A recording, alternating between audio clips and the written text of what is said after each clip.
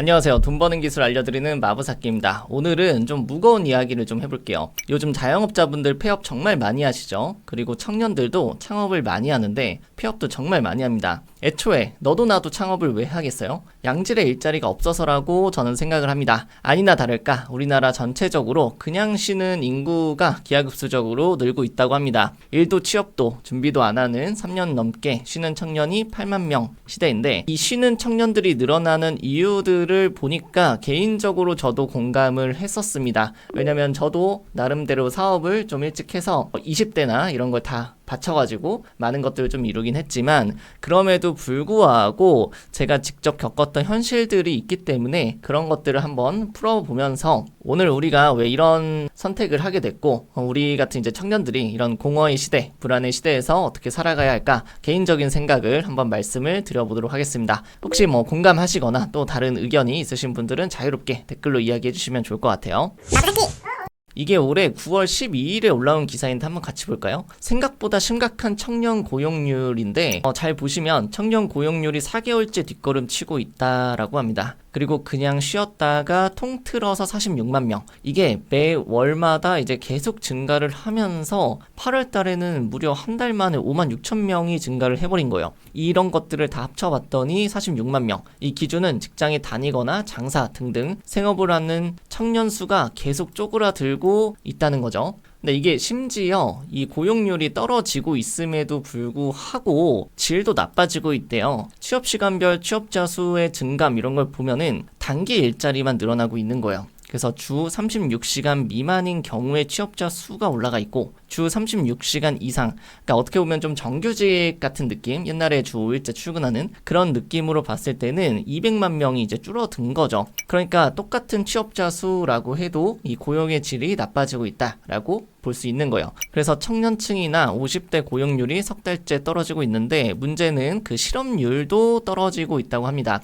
이 개념을 한번 보시면 좋은데요. 취업자가 일자리를 잃으면은 고용률이라는 게 하락을 합니다. 근데 고용률이 하락을 하면은 구직 활동을 하고 실업자로 집계가 되거든요. 근데 실업률까지 이제 떨어진다라는 거는 일자리를 잃어도 구직 활동을 하지 않는 비경제 활동 인구가 늘고 있다는 뜻이에요. 쉽게 얘기해서 그냥 쉰다, 그냥 쉬는 청년이 많아진다라고 하시면 되는데, 이것 때문에 고용률하고 실업률이 동시에 하락하는, 원래는 이 고용률이 하락하는 것과 실업률이 하락하는 거는 좀 반비례의 관계에 있는데, 이게 동시에 하락을 하고 있는 일종의 기현상이 나타나고 있는 겁니다. 그래서 75%가 구직을 포기하고 있는데, 구직 시장을 떠나는 가장 큰 이유는 양질의 일자리가 부족해서라는 투표를 하고 있다고 합니다. 근데 정부에서는 실업률을 개선했다 이런 표현을 쓰고 있는데, 실제로는 이런 식으로 취업자 수나 고용의 질 이런 거를 봤을 때에는 심각하다라고 보는 거죠. 근데 이런 것들이 단순히 경제가 어려워서가 아닌 것 같아요. 그러면 그냥 쉬는 청년이 많아지는 원인은 뭘까요? 이거 너무 좀 가슴 아픈 이야기이긴 한데 저도 많이 공감을 합니다. 제가 생각했을 때 일은 하고 싶어 해요. 우리 청년들 같은 경우에는 일을 하고 싶어 합니다. 실제로 통계에서 쉬는 청년의 65%는 구직 의사가 있다라고 합니다. 쉬었음 사유로는 원하는 일자리를 찾기 어려움이 32.5%고 다음 일 준비를 하기 위해가 23.9%예요. 원하는 일자리를 찾기 어려워서라고 하는데, 이렇게만 보면은 이런 이야기가 많이 나오죠. 당연히 연봉이나 복지 이런 것들에 대해서 요즘 세대들이 눈이 높다 이런 이야기를 많이 하는 것 같습니다. 사실은 저는 이렇게 생각해요. 저는 20대는 아니지만 제 주변에 혹은 이제 제 후배들을 봤을 때 요즘 느끼고 있는 사회적인 분위기가 뭐냐면, 일은 하고 싶은데 그렇게 일을 해서는 결혼을 할 수가 없어요. 그래서 실제로 대기업이나 전문직이나 사업이 아니면 그 일이 의미가 없다고 느껴집니다. 요즘 사회적인 분위기가 어떻죠? 연봉이 4천만 원이 안 되면 좀 부끄러워하는 사회가 되고 있단 말이에요. 옛날 우리 부모님 시대에는 당연히 지금보다 큰 기업에 취업도 잘 됐겠지만, 그런 걸 떠나서 책임감 있게 자기 가정만 부양하면 그것 자체만으로 인정을 받을 수 있는 분위기였는데, 근데 지금은 어떤가요? 이 2023년 이상적 배우자의 모습, 결혼정보회사에서 나온 그 조사입니다. 물론 이게 이상적인 거니까 현실하고는 좀 다를 수 있어요. 하지만 어쨌든 여기 보면은 보면은 남자 같은 경우에는 키도 178에 연소득이 6천만 원, 그리고 자산이 3억 이상 이렇게 이제 되어 있는데, 사실 남자 입장에서 이런 스펙을 맞추기 위해서는 키나 이런 거를 제외하고서 연소득 자산만 봤을 때는 빠른 나이에는 거의 불가능합니다.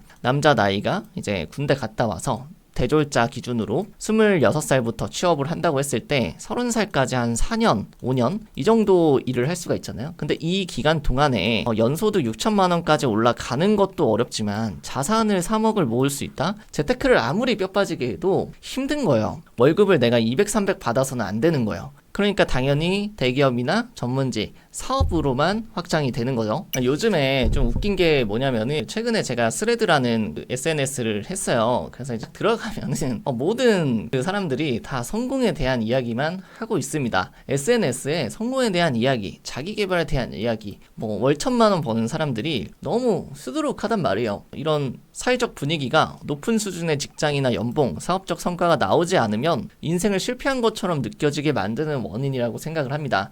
그러니까 우리 좀 도파민의 시대라고 저는 부르는데, 요즘 커뮤니티에도 이런 것들이 돌아다녀요. 이건 이제 비판하려고 어떤 분이 이제 갖고 온 거예요. 이렇게 막 잘 나가는 차 이렇게 딱 멋있잖아요. 이렇게 뭐 시계도 이렇게 있고, 딱 이 사진을 걸고 월급쟁이들은 머리로는 다 안다. 회사가 날 버리고 뻔한 월급보다 돈을 더 벌고 싶으면 사업을 해야 되고, 근데 너네는 열심히 하지 않고, 이런 것들을 좋은 그 워딩들을 써가지고 인스타에 올리는 이런 형태도 보게 됩니다. SNS에 이런 것들이 너무 좀 많은 것 같아요. 심지어 무슨 요즘에 연애 프로그램이나 뭐 TV 프로그램 봐도 다 의사잖아요. 그죠? 재밌게 저 보거든요. 스타트업을 하더라도 굉장히 성공한 대표 이런 사람 나오고, 유튜브에 성공팔이 너무 많고, 책도 요즘에 자기계발 서적이 거의 대다수죠. 그러다 보니까 당연히 비교가 너무 심해지고 우리의 눈은 이제 계속 높아질 수밖에 없는 겁니다. 사실은 나는 중소기업에 들어가서 뭐 묵묵히 일하고 한 4년, 한 5년 후에는 중견기업이나 아니면 인정을 받아서 대기업으로 가고 이렇게 되면 괜찮은데, 제가 봤을 때 지금 청년들이 느끼는 시선은 내가 눈을 낮춰서 어쨌든 지금 당장은 스타트업이나 중소기업을 들어가야 되잖아요.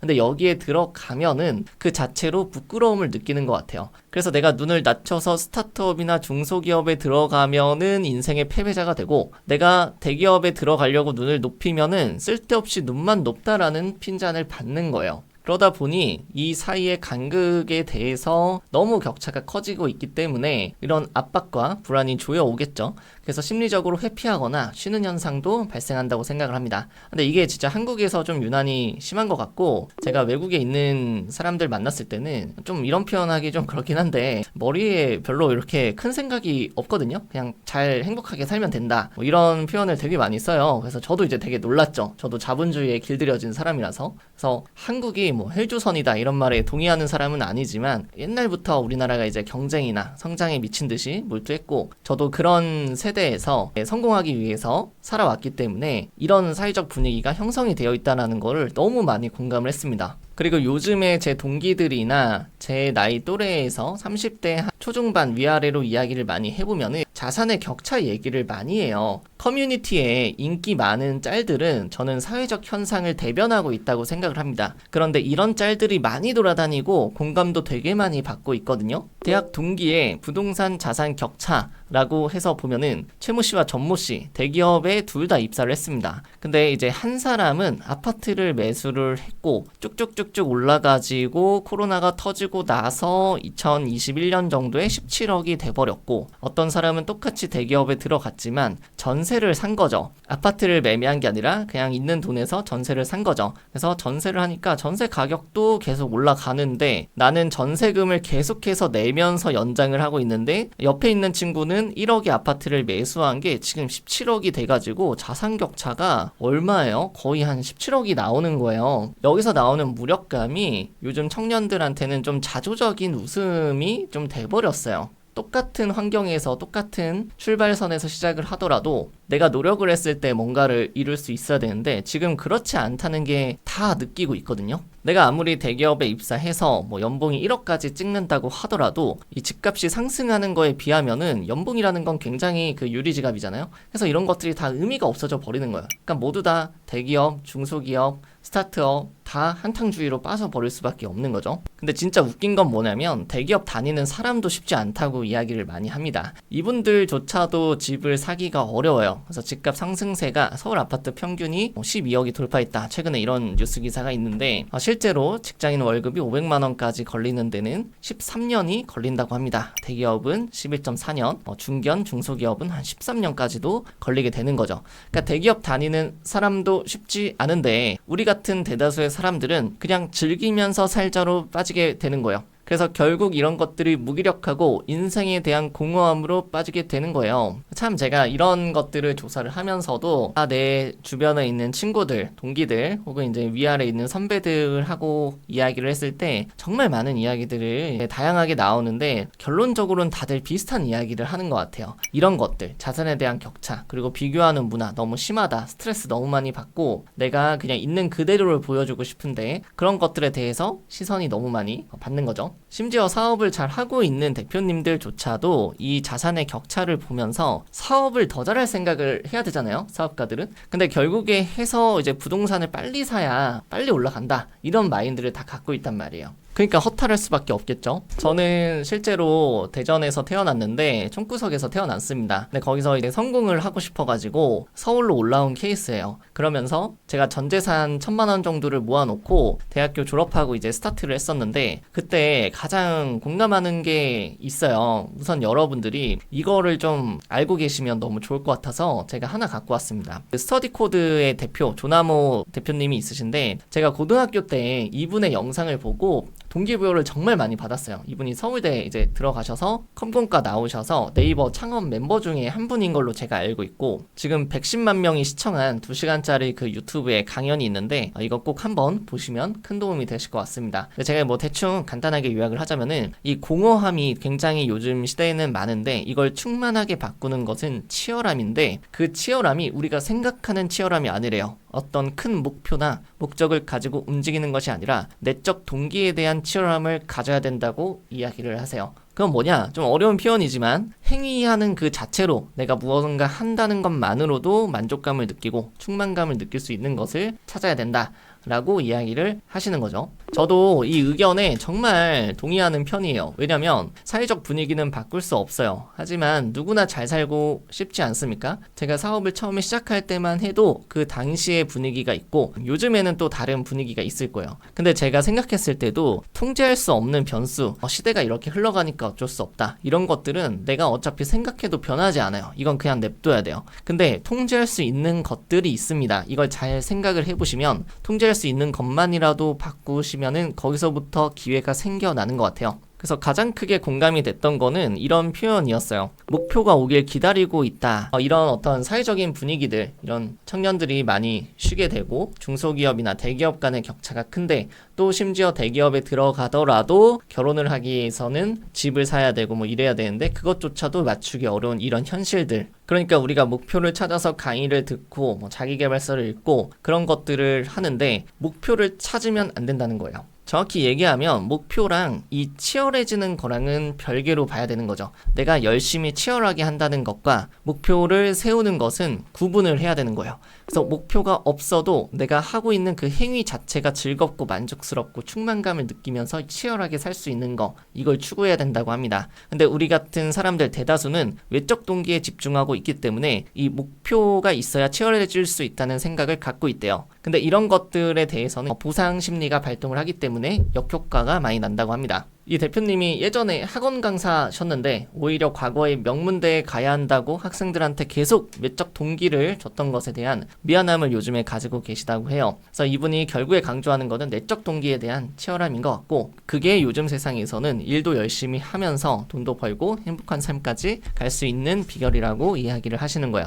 저도 이 이야기에 되게 공감을 많이 한 케이스예요. 왜냐면 저 같은 경우에는 마케팅이 너무 재밌었어요. 그리고 이 재미를 좀 알리고 싶었던 것 같아요. 그래서 저는 돈에 대한 결핍도 좀 있었지만 돈에 대한 결핍이 해소가 됐지만 계속해서 꾸준하게 뭔가 하고 있거든요. 근데 이런 것들을 잘 살펴보면 항상 저는 이 생각을 해요. 나는 좀 게으른 사람인데 왜 이렇게 열심히 이걸 할 수 있을까? 이런 생각을 해보면 전 정말 마케팅이 재밌었고 정보의 비대칭을 제가 없애고 싶었어요. 처음에 마브사키라는 그 유튜브를 시작할 때. 그래서 말도 안 되는 짓들을 많이 했었습니다. 제 유튜브를 정말 옛날 거로 한번 보세요. 맨 처음에 만든 영상 이걸 보면은 제가 일주일 내내 뭔가 영상 편집을 해가지고 영상이 한 개가 간신히 나왔습니다. 요즘 세상에선 볼 수 없는 생산성 아닙니까? 근데 제가 이렇게 했던 이유는 정말 내가 느꼈던 이런 것들을 사람들한테 진심으로 알려주고 싶어서. 근데 좀 더 쉽게 여러분들이 조금 더 본질에 맞춰서 먼저 깨달음을 얻었으면은 이 세상을 바라보는 게 달라질 텐데 이 생각을 갖고 제가 삽질을 했단 말이에요.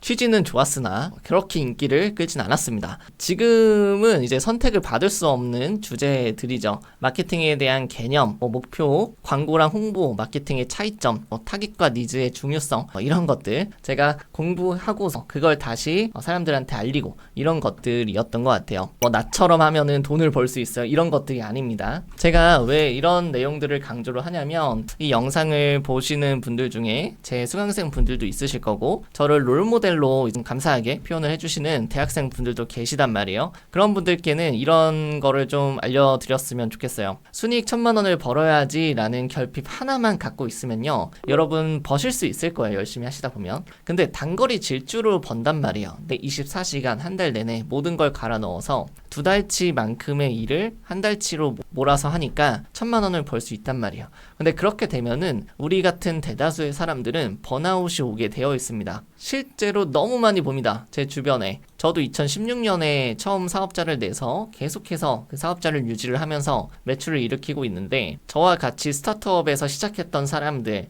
혹은 이제 대표를 같이 했던 사람들, 사업하겠다고 우리 모였던 커뮤니티, 이런 사람들 중에 번아웃이 안 온 사람들이 생각보다 별로 없어요. 내가 1000만 원을 벌었지만 번아웃이 오면 그게 무슨 의미가 있습니까? 지금 성공에 대해서 굉장히 SNS에서 강조를 많이 하고 있는데 월 1000만 원 순이익으로 번다고 해서 성공이 절대 아니에요. 저는 돈이라는 거는 준비가 되어 있으면 따라온다고 생각을 해요. 요즘 세상에서 가장 중요한 건 뭐냐면 시대가 바뀌는 걸 기다리면 안 된다고 생각을 하고 오히려 반대로 가야 돼요. 나만의 가치관을 만들어서 이걸 꾸준하게 하는 능력이 요즘 세상에서 돈 벌기 가장 쉬운 방법이라고 생각을 합니다. 정보가 너무 많아지고 유료 강의도 무료로 풀리고 있는 시대예요. 그렇다는 것은 뭘까요? 이 정보의 가치에 대해서 점점 낮아지고 있다는 뜻이에요. 그러니까 정보를 안다는 것만으로도 돈을 벌던 세상이 있었는데 이제는 그것만으로는 부족한 거죠. 그럼 정보를 아무리 많이 알아도 돈을 많이 못 번다. 그럼 무슨 뜻이에요? 정보로 인해서 여러분들한테 지갑을 여는 세상이 아니라는 거예요. 그러면 어떤 사람들한테 지갑을 여느냐? 나만의 가치관이 있는 사람한테 끌릴 수밖에 없는 세상이 점점 오고 있습니다. 왜냐? 정보 찾긴 쉬우니까. 그래서 유튜브에서 볼 수 없었던 정보를 풀어야 되나요? 그게 아니라 그런 정보들을 다 취합한 사람이 조금 더 특별한 나만의 방법들을 가지고 살아간다면 사람들이 따를 수밖에 없다라고 생각을 하는 거예요. 왜? 사람들 모두 다 이렇게 단거리 질주로 벌고 나서 현타가 오고 있는데 저 사람은 뭔가 돈도 꾸준히 벌면서 단거리가 아니라 마라톤처럼 꾸준하게 하고 있네. 그 비결이 뭔가요? 이렇게 물어본단 말이에요. 그럼 그런 사람들 위주로 사람들이 모이니까 당연히 자연스럽게 돈은 따라오는 거라고 저는 생각을 합니다. 오늘 간단하게 현대사회에서 청년들이 겪는 고민과 선택에 대해서 이야기를 한번 해봤습니다. 성공에 대한 압박이나 비교의 굴레, 그리고 자산 격차, 이 모든 것들이 우리를 힘들게 하지만 그래도 우리 인생을 너무나도 소중하게 생각을 해야 되고 우리 모두 각자의 방식과 각자의 마음으로 행복하게 그리고 의미 있게 또 살아가야 되지 않을까. 또 제가 이야기 드렸던 것처럼 시대가 바뀌는 거는 어차피 통제할 수 없기 때문에 내가 바뀌고 내가 단단하게 만들어가는 것만이 정말 한 2년 3년 후에는 정말 대세가 될 거라는 생각을 합니다. 그래서 오늘 이 영상을 보시는 분들은 무엇이 중요한지 한번 깨닫고 같이 한번 만들어 나가셨으면 좋겠습니다. 그럼 오늘 영상은 여기서 마무리하도록 하고 다음 영상에서 뵙도록 하겠습니다. 감사합니다.